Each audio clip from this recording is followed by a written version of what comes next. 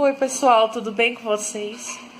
Eu venho no vídeo de hoje para falar sobre um tema que foi levantado ontem na live, que é a depressão, né? As pessoas, a maior parte das pessoas que sofrem de lúpus, fibromialgia, muitas delas sofrem de depressão. E por que vem a depressão? Porque não é fácil, né, gente? Conviver com diagnósticos, receber um diagnóstico de uma doença crônica, de uma doença incurável, é muito complicado. Muito difícil, é um baque muito grande você não saber o que vai ser da sua vida dali pra frente, como vai ser seu convívio com familiares, com seus filhos, no seu trabalho. É um momento de muito sofrimento, até por conta da própria doença em si, que ela tá ativa, então é muita dor, são muitos sintomas, é muita medicação. As próprias medicações, elas também mexem com o emocional, né? E além disso, tem a questão da dor. Como é conviver com a dor 24 horas por dia? 7 dias da semana, por mais de mês. Porque a dor que as pessoas relatam e que as pessoas sentem, tanto no lúpus como na fibromialgia, é uma dor intensa, muito forte. E é uma dor que não passa com qualquer remédio. É uma dor que não passa de um dia para o outro. Você vai conviver com a dor ali meses, anos. E como é conviver com essa dor? Não é fácil, né? E como você vai explicar essa dor para os seus familiares, para as pessoas que estão próximas, né? Muitas vezes as pessoas não compreendem o tamanho da dor que dá no corpo, né?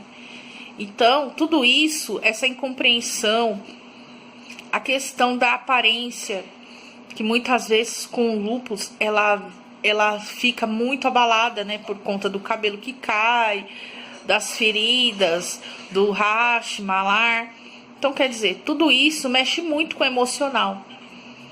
Então, como você vai explicar isso para alguém, né? O que você tá sentindo, o que você tá passando? Foi no grupo de lúpus que eu consegui apoio para minha depressão.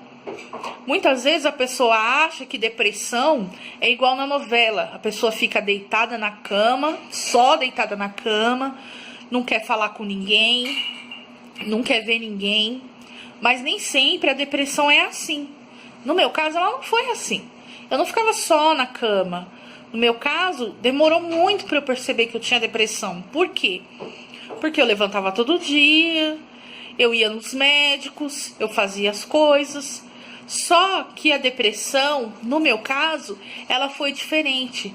Eu não tinha prazer na vida, eu não via perspectiva de vida, sabe? Eu não tinha alegria, não sentia alegria com nada.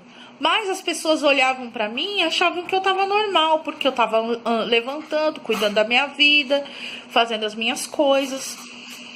Mas, na verdade, só eu e as pessoas muito próximas a mim, meu esposo, a minha mãe na época, que estava muito próxima, que percebiam que eu estava com depressão.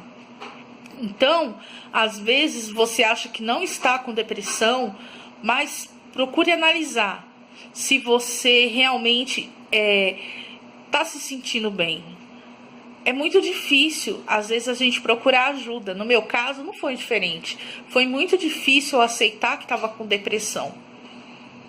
Eu comecei a procurar tratamento quando a depressão chegou a um ponto de eu não querer mais tomar banho, de eu não querer mais escovar os dentes e de eu não conseguir mais sair de casa. Ah, Lu, mas você não fazia essas coisas? Raramente fazia. Mas eu cuidava da casa, eu saía de casa, eu fazia as coisas. Mas eu não queria mostrar para os outros. Mas para mim a coisa não estava boa, sabe? E só quem estava muito próximo de mim que conseguia perceber. Os demais achavam que eu estava bem. Nossa, você está melhorando, você está com uma cara ótima. Mas eles não sabiam que eu passava mal logo que eu acordava para sair de casa. Só por sair de casa eu já estava passando mal e eu passava mal de verdade. E isso era um sintoma da depressão. Então, foi conversando com a minha reumatologista, que foi uma parceira assim, incrível na minha vida. Ela que percebeu que tinha alguma coisa errada. Ela falou: Luciane, não é normal uma pessoa acordar e sentir dor todo dia para sair de casa. Será que essa sua dor é dor só ou tem alguma coisa a ver com ansiedade? Será que você está antecipando alguma coisa? E eu comecei a conversar com ela, sabe? Sobre fatos do dia a dia, coisas que eu estava sentindo. Por exemplo, todo dia, às vezes, antes de fazer um exame de sangue, eu passava mal, me dava uma diarreia, eu não sei do que. Sabe? Essas coisas, pequenas coisas, essas conversas que a gente tem com o reumato. Por isso que é tão importante a gente ser parceiro do reumatologista. Eu conversei sobre isso com ela e ela me encaminhou para um psicólogo. Na psicóloga, eu percebi que realmente eu estava com depressão. E uma das coisas que a psicóloga me falou foi que eu deveria parar para pensar um pouco que o lúpus é uma doença, sim, é uma doença crônica, é uma doença incurável, mas que tudo passa. Que cada dia tem o seu mal. Que não é porque hoje você está na pior fase da doença que essa pior fase vai durar a vida inteira. Dificilmente ela vai durar a vida inteira, até porque nenhum corpo aguenta a pior fase da doença a vida inteira. Então, você vai ter altos e baixos, períodos de melhora, de piora, como qualquer ser humano tem na vida. Ela me falou isso e falou assim: Lu, tenta viver um dia de cada vez. Tenta não antecipar o futuro, não pensar o que vai ser das suas filhas. Tenta estar para elas bem hoje, sabe? Isso foi muito importante para mim. Essas e outras conversas que eu tive com a psicóloga. Só que no meu caso, a questão foi piorando. E eu não conseguia mais ir na psicóloga, porque eu não conseguia sair de casa. Foi aí que eu percebi que fora a depressão, estava com síndrome do pânico. Eu não conseguia ir na psiquiatra, na psicóloga. Toda vez que eu ia na psicóloga, que era o dia de ir na psicóloga, eu passava mal. E não conseguia levantar da cama. Então, às vezes a gente fala: é só o lúpus, mas nem sempre. Procure ajuda. Você pode, a partir do momento que você está conversando de forma aberta com o seu médico ou com alguém que tenha lúpus também, porque é importante, às vezes, a própria perspectiva, né? Você está conversando com uma pessoa que tem a mesma perspectiva que você. Por mais que, às vezes, um familiar, um amigo queira te ajudar, ele não sabe o que você está sentindo. E uma pessoa com lúpus sabe. Esse foi um dos motivos que eu criei o grupo Vivendo com Lúpus. Aliás, foi o principal motivo. Foi para não me sentir sozinha. Para procurar ajuda. Para gritar por socorro. Para ouvir de alguém que eu não estava sozinha. Então, se você se sentir sozinha, se una a alguém. Alguém que tem lúpus. Converse. Hoje em dia as redes sociais ajudam muito. O intuito dos vídeos não é falar só sobre o lúpus como uma forma acadêmica. Não é. É compartilhar, é fazer com que você veja que você não está sozinho, que você passa por experiências difíceis, mas que também outras pessoas passaram. Mais que essas experiências difíceis que eu passei, não foram poucas, elas passam. E a gente consegue superar, sim. A gente não deixa de ter lúpus, mas a gente não deixa o lúpus dominar a gente.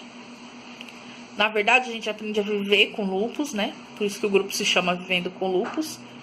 A gente não deixa de viver com lúpus, mas a gente não deixa o lúpus dominar a gente. É como aquela frase, né? Eu tenho lúpus, mas o lúpus não me tem. Então, tenha coragem de gritar, de dar o seu alerta. Tenha coragem de mandar uma mensagem, de entrar no grupo. Porque eu vejo assim, meu grupo tem muitas pessoas. Só que muitas pessoas não têm nenhum tipo de ação. Elas olham o vídeo, elas curtem, mas elas não têm uma mensagem. Muitas vezes até porque tem vergonha de estar se expressando. Fora a página que é aberta, tem um grupo Vivendo com Lúpus que é fechado. Lá só pessoas com lúpus e as pessoas que forem adicionadas, que tiverem interesse sobre a doença, vão estar participando. Então, caso você queira dar seu depoimento, você queira fazer uma pergunta, você queira fazer um desabafo, é importante. Não fique sozinho. mais importante que tudo nessa luta é não ficar sozinho. Porque se a gente fica sozinho, quanto mais a gente se isola, com certeza a depressão vem. E não é fácil, não é brincadeira, não é querer chamar atenção, não é frescura, é uma doença e é séria. E sem tratamento, a gente sabe que a depressão, ela vai piorar tanto o lúpus como a fibromialgia, como ela pode levar até outras coisas piores que a gente sabe. Então, procure ajuda, faça como eu fiz. Grite, mande mensagem, crie grupo, fale, não fique calado, não fique com vergonha. Você não tem culpa de ter lúpus, você não tem culpa de ter uma doença que não tem cura. Você não pediu para ficar assim, inchada, você não pediu para ficar doente. Então, você não merece sofrer. Ninguém merece sofrer. Procure ajuda. Eu sei que a gente não sabe tudo. Eu não sei tudo. Mas o que eu posso ajudar, eu sempre ajudo. Porque foi assim que eu fui ajudada. E dessa forma eu tento dividir com vocês um pouco da minha história, um pouco da minha alma, um pouco da minha alegria, um pouco da minha tristeza, um pouco da minha dor. É dividindo com vocês que eu continuo vivendo. E acredito que quem divide comigo também consegue conviver melhor com tudo isso. Tá bom? Forte abraço. É um tema bem difícil de falar, né? Complicado. Amanhã eu vou falar sobre outro tema ligado à depressão. Mas não é exatamente depressão, mas tá ligado, tá bom? É sobre familiares. Como lidar com os familiares. É bem complicado, tá bom? Amanhã a gente se fala. Hoje o vídeo ficou longo porque não tinha como falar pouco desse caso. Forte abraço, fiquem com Deus e entrem em contato. Entrem em contato, estou aberta para conversar com vocês, tá bom? Fiquem com Deus. Tchau, tchau.